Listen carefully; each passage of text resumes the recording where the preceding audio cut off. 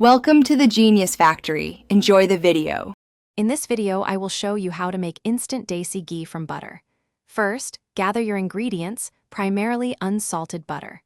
For a good batch, consider using about 1 pound or 450 grams. Cut the butter into smaller, uniform pieces. This helps it melt evenly and prevents some parts from burning while others are still solid. Place these pieces into a heavy-bottomed pan, which is crucial for even heating. Once your butter is in the pan, begin melting it over medium-low heat. Stir it occasionally to ensure it melts uniformly. As it becomes fully liquid, reduce the heat to a very low setting. This gentle simmer is key. You don't want it to boil vigorously. During this slow cooking process, the butter will naturally separate into 3 distinct layers, which is exactly what we want to see happening. As the butter simmers, a layer of foam will rise to the surface.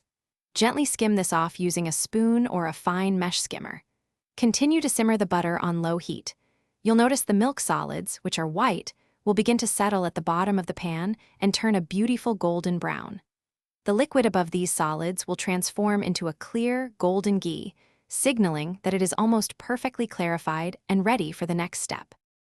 Once your ghee is clear and the solids are golden, remove it from the heat. Carefully pour the hot ghee through a fine mesh sieve that's lined with a cheesecloth into a clean, heat-proof container. This step removes all the brown milk solids, leaving you with pure ghee. Discard those solids. Allow the ghee to cool completely before sealing the container. You can store this homemade ghee at room temperature for several months, ready for your culinary adventures. Thanks for watching. If you found this helpful, don't forget to like and subscribe.